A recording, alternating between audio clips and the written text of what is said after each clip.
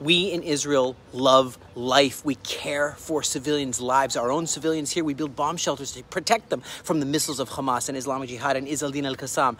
We put bomb shelters to protect our people from the missiles of Hezbollah. But quite the opposite with Hamas, isn't it?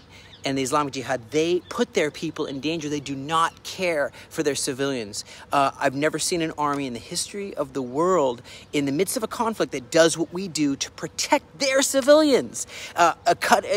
Just announcing, we are going to be bombing in this area. We're going to remove these missile launchers, this infrastructure, please leave.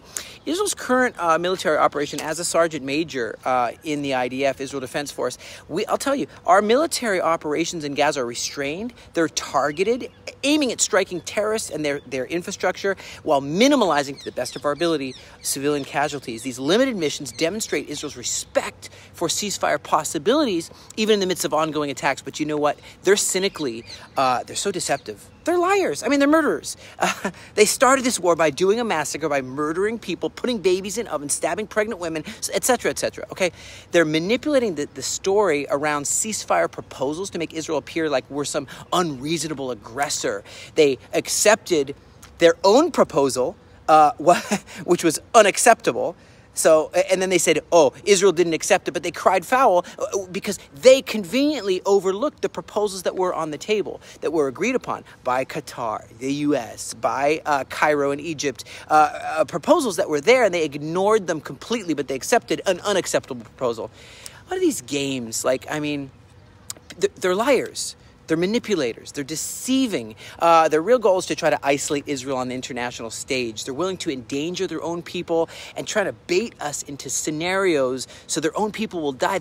It's like they want their own people to die so they can look like Israel's evil, and when we're in this defensive war, and try to get the world to turn against Israel.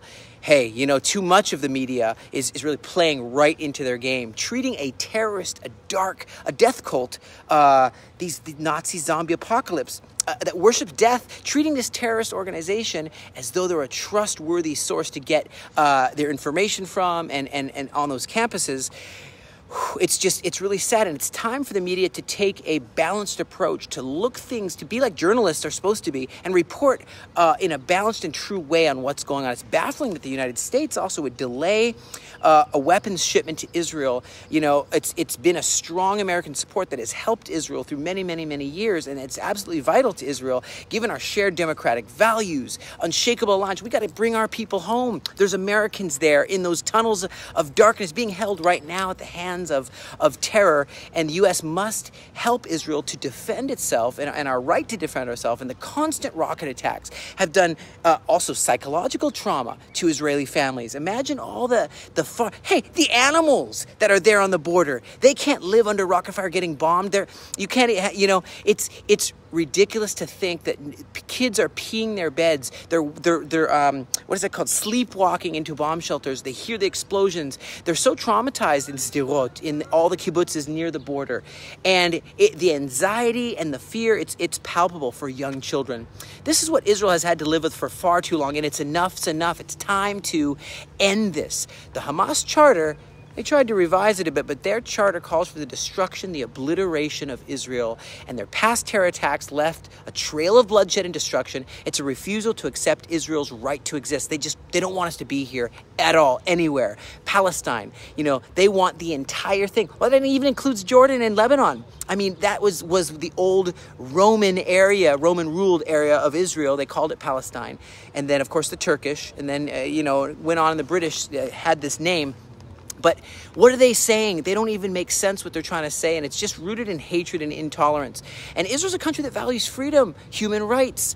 Look at the Arabs that are here working in the jobs. Look at they used to also come and work, but these Hamas are hurting their own people. Who helps them? Egypt? No. Jordan? No. Who helps them? Israel gives them jobs. Israel gives them water. Israel gives them electricity. Israel's the only one that actually, they have the best life here more than any other country. The Palestinians, yes, and of Arabs that live here. Great life, best in the whole Middle East. This contrast highlights the importance of standing with Israel against Hamas's brutality, against their lies. And they're trying to wield civilian lives and distort propaganda, even as we enter Rafah, right? And I wonder, How many people are they going to try to put in harm's way?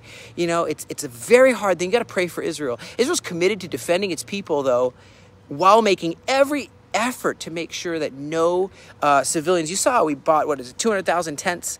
You know, to move them out. And so the international community, especially in the United States, got to see through these deadly games, through this manipulation, through these lives. Don't be played. Don't be played. Stand with Israel in the face of these unacceptable terror attacks and manipulation. No country should be expected to tolerate its civilians coming under fire from the genocidal terror groups. We got to stand together for freedom, for democracy. Stand for the Bible. Stand for what's right. Stand for Israel. My friends, it's almost the Holocaust Remembrance Day too, and I think of friends that I've lost that have given their lives so freedom can endure. You know, if freedom's not free, just like that, it can be gone for you and your country too. Remember those who have fallen. What is it, 25,000 since 1948 soldiers here that have given their life. You know, I'm still alive, but I remember my friends who have fallen. And we'll commemorate that coming up soon, the fallen soldiers. But stand for those, bless right now someone you know who's risked their life to make sure that you can enjoy the freedoms you enjoy. God bless Israel.